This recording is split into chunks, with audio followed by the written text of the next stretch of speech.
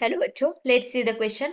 Gives Helmholtz equation relate the enthalpy, entropy and free energy change of the process at constant pressure and temperature. यहाँ पे एक दिया है equation that is delta G is equals to delta H minus T delta S at constant pressure and temperature. In general, the magnitude of delta H does not change much with the change in the temperature, but term T delta S changes appreciably. Hence, in some process, spontaneity is very much dependent on temperature, and such processes are generally known as entropy driven processes. Okay? और यहाँ पे हमें एक नीचे reaction भी दी है. अब यहाँ क्या बोला गया है, जो गिब्स हेल्महोल्ट्ज इक्वेशन है that is related to enthalpy, entropy and free energy change. Okay, at constant pressure and temperature. Pressure and temperature जब कांस्टेंट होता है तो वो किससे रिलेट करते हैं, enthalpy, entropy and free energy. उसके बाद हमें गिब्स एनर्जी का इक्वेशन दिया है that is delta G is equal to delta H minus T delta S. और इसके बाद बोला गया है कि जनरली जो डेल्टा एच है इसका मैग्नीट्यूड बहुत चेंज नहीं होता है, बट टी डेल्टा इसका होता है when the temperature with change in temperature, temperature के साथ.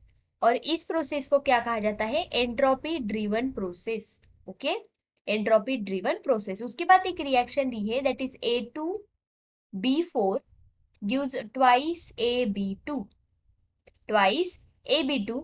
इस रिएक्शन के लिए टेम्परेचर जो हुआ है that is 298 kelvin, this is used. उसके बाद दिया है delta H that is 2 kilo joule and delta S is equal to 20 joule per Kelvin. Okay, at constant pressure and temperature, the reaction will be spontaneous, entropy driven, spontaneous, enthalpy driven, non-spontaneous at और reaction is at equilibrium. वो हमें पूछा है. अब हमें एक equation पता है जैसे कि गिवन दिया है that is delta G is equal to delta H minus T delta S. अब यहाँ पे हमें delta H, T and delta S की वैल्यू पता है, राइट?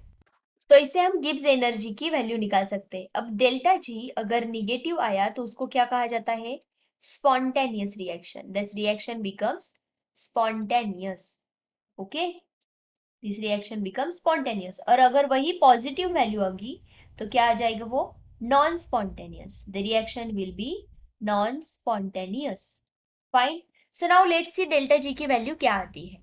यहाँ पे डेल्टा एच क्या दिया है, 2 किलो जूल. और यहाँ पे है जूल में, मतलब इसको कन्वर्ट करना पड़ेगा किलो जूल में, तो 10⁻³ जूल.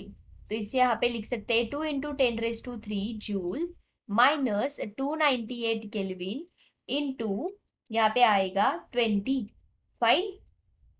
और इसको अगर मल्टीप्लाई करें तो यहाँ पे क्या आ जाएगा, हियर विल बी 5960. इसका मल्टीप्लीकेशन आएगा 5960, इसको लिख सकते हैं हम 2000. फाइन. तो इसका आंसर क्या आने वाला है, दैट विल बी -3960 जूल पर मोल. जूल पर मोल. अब ये क्या है, निगेटिव वैल्यू आई है डेल्टा जी की, that means this reaction is spontaneous.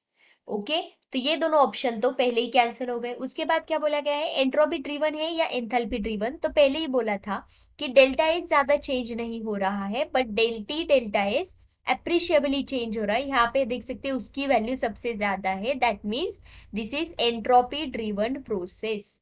कैसी है, एंट्रोपी ड्रिवन प्रोसेस. तो आंसर कौन सा आने वाला है, that is option A. I hope you understood. Thank you so much. All the best.